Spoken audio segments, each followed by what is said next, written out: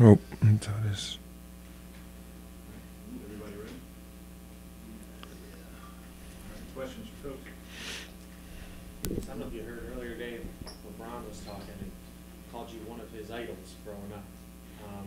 Is that hard for you to believe? No, I was going to ask. No, I'm just joking. No, but just when you hear things like that, and just what is your relationship with him? How has it grown over the years? You know what? LeBron and I have discussed things before, like at a Nike Academy camp or something, where he had to come and speak or come and work out with the players when I was in high school and going to those camps. And he's always expressed that I was one of his favorite players because of the style that I played, being a tall guard. And you know, I've always taken that as, you know, a high compliment because I tried to play the game at a level where, you know, it would affect kids growing up in the game. Saying it before you were a coach feels like might be a little bit different now you are. Like, it seems like this could be helpful for you on the recruiting trip. Oh, it never hurts when you have the best player in the game stating that, you know, you're his favorite player or one of his favorite players. And I have the utmost respect for LeBron because he has a lot on his shoulders. You know, obviously having that title of being the best player in the league, or especially for the last 5, 6, 7, 8 years, however long it's been in a row, it's a lot of pressure. And then to be able to get a compliment from him, because most guys won't do that. It's all about Michael Jordan and wanting to be like Mike. And, you know, for him to give me that credit is big on his part. Do you remember when you first met him? I met him officially probably his rookie year when he came into the league. All right, so if you ever have an opening on your staff, would you be willing to consider him? Oh, no doubt about it. He has a space if he wants. You guys did something here, like, what, 6 Yeah, about 5 years ago during that lockout, out at had a facility that I was going to break ground on to build a basketball building with some courts, and he came out there to help me with the ceremony. Well, speaking of best players, you've got one yourself right now with the way Jeremiah is playing. And have you, like you said, you had a heart-to-heart with him a little bit earlier in the season. Noticing the way that he has played lately, do you just kind of like leave him alone now? Do you guys still talk about it? Or? Yeah, you know, I try not to bother him. I just try to add little nuggets here or there. The thing that I say to him is, you know, continue to do what you do. Or if I see him too laxed early, I put the pressure on him to get going, because you can't just turn it on and off. You got to come out with that aggressive mentality. And that's why I really can help him, because I was a scorer. Even though I was a point guard, I scored the ball at a high level as well. So understanding when you're being too lax, trying to get the teammates involved, and not trying to come out in the game and start shooting early. I'm in his ear about those things, and if little things that I see on the court that he can do better, or how a guy is guarding him, I'll add that, but never telling him really actually how to play his game. How about that? Was that fun for you matching wits with Greg Marshall? Because the game went back and forth, and there was a lot of ebbs and flows. Oh, absolutely.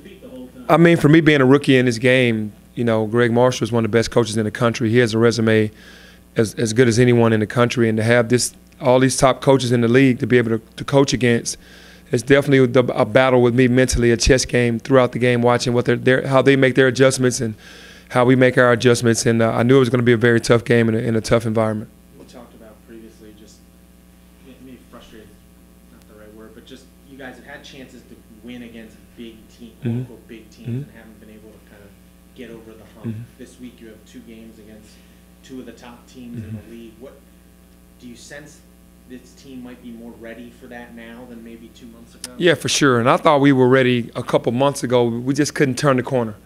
Now, the way that the guys are approaching shoot-around, the way that the guys are approaching practice, the way that they're approaching and being very attentive in film. At first, film was like, oh, man, we got to go in here. Now it's coach, let's watch and see what we need to do. So with everybody buying in, now is the time that we're heading in the right direction and peaking, kind of going in the peaking level of where we want to be. With these 2 games this week, I feel very confident that we're more than ready to play these games this week. What did you get from your first meeting with Temple up there that you bring to this game to try to get a win? Well, that we got back into the game. You know, we spotted them 20 points. The game plan that we had failed because Quentin Rose was the guy that we wanted to shoot, and we found out really quickly he was shooting 19%, and he made like 6 threes in that game. But we fought back and got back into the game and was 1 layup away from from being down 1 and kind of overtaking that and the momentum going into our favor. So what we brought from that was, it's not going to be easy, but we knew that we fought back hard in their building and pulled within 3, having an opportunity to win that game, being down 20. How are the freshmen handling? Obviously, you were doing a lot of shuffling in and out. How are those It's tough on them.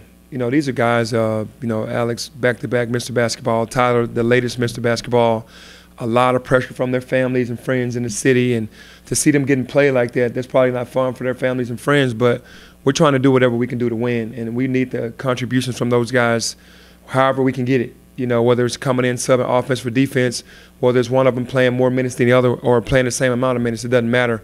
We just want to get the best out of those guys. Are they understanding it? And does it help that Jeremiah is in their ear telling them, talking to them? Yeah, for sure. They're understanding it now because we're winning. You know, when the team is winning, there's nothing really to complain about.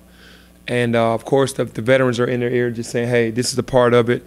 This is where it is now. And then a large part of it is just the experience of understanding what's going on. Right now, every game is a playoff game. And all the freshmen aren't on page with understanding that magnitude, so you can't have them out there as much. Some people didn't think you would have the stuff to sort of do whatever it took to win. You'd be playing favorites, that you Okay.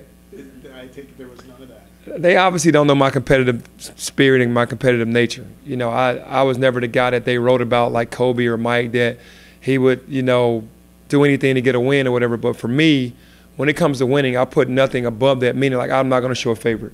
Whoever's playing well is going to play. And I think that's what's tough for the freshmen to understand. They're like, hey, coach. I'm supposed to be a favorite. Yeah, I'm supposed to be your guy, but it doesn't work like that. You have to earn everything. And when guys start playing well, you got to keep them in their rhythm. When they're not, you got to get them in their spot minutes and hope that things turn around. But for right now, the guys that aren't playing, they're just not playing the best basketball right now. It's like you've got Kareem going, Lanier going, obviously Jeremiah going, Keevan's the next one. If you get him going, the sky's the limit.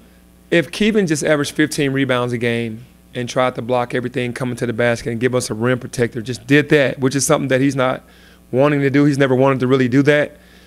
It would be much easier on us. Don't even need the points. He doesn't have to go get 20 points. Just the energy of his athleticism, I think, just changes the game for us. When Zion Williamson got hurt last week, there was a lot of talk about players sitting out if they have this high draft stock already. Or this. What do you make of all that? I read all that, all of the things that were said. It just depends on the player. Me, if I'm in that position, I'm going to play. I went to college to play. My brothers, I felt like I would let my brothers down if I didn't continue to play. If you're afraid to get injured, that's not the way to be.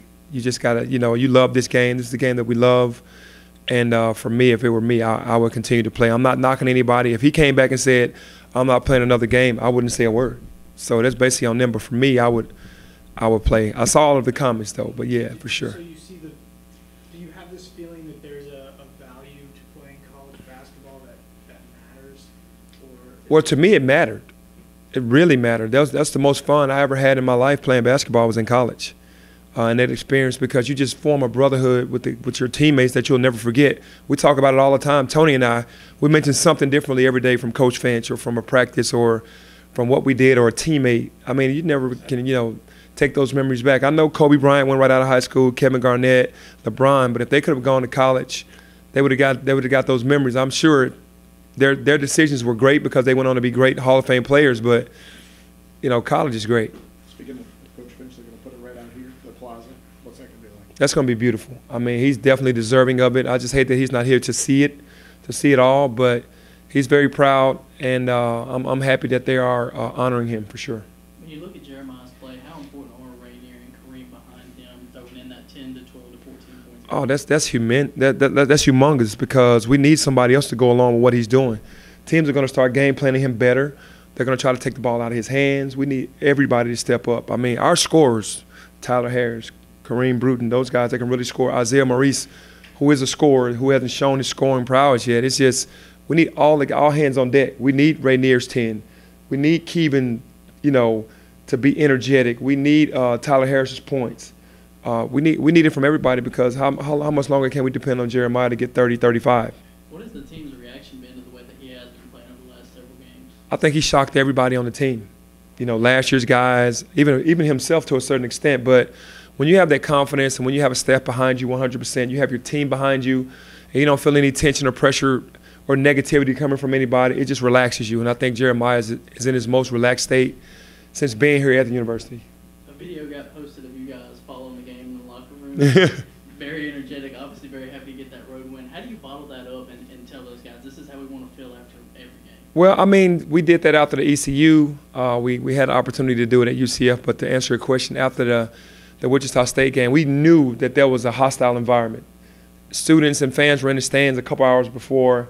It was an amazing atmosphere, and to be able to get that win when we knew we needed that win. I said it was a playoff game, you know, with the correlation with the NBA. Like, this is a playoff game for us. We have to win. If we're gonna win our conference tournament, we have to win games like this on the road to take this energy back to our building. So we bottle that up because we know that we're kind of peaking at the right time. We're headed in the right direction, and that energy is staying with us because the guys are starting to believe.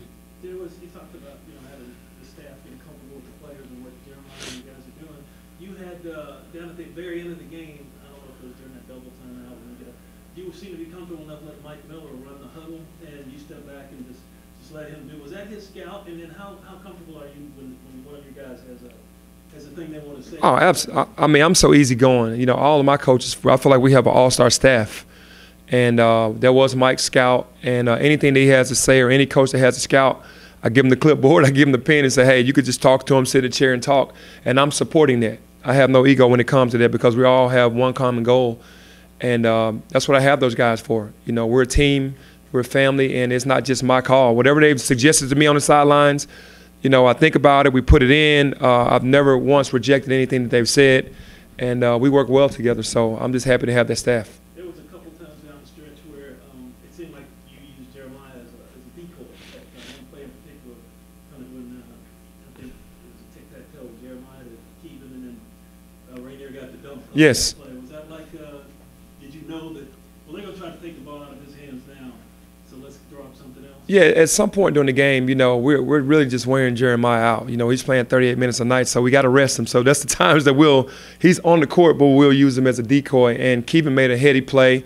We've always told Rainier when his man left to go double for him to cut to the basket, and he's been doing a fantastic job of that. And Keevan with the great assist. All of that stuff helps Jeremiah. It helps the team because now the teams can't just, you know, key in on him only because they know that other guys can make plays. Your old high school team is playing two of the sons of your coaching staff tomorrow. Has that been a topic of discussion? Oh, absolutely. Absolutely, that's been a topic of discussion because it's a big game for those sophomores. You know, I mean, East has been there the last 3 years for sure because, you know, we've won the last 3 championships, and then the young guns are on the rise. So, yeah, the dads, I'm sure they're a little nervous. Anything else for Coach? Guys are excited about the shoes, I'm sure, the new shoes. Oh, yeah, they're always excited about anything new. Yeah. All right, thank you. Thanks, Coach. Thank you.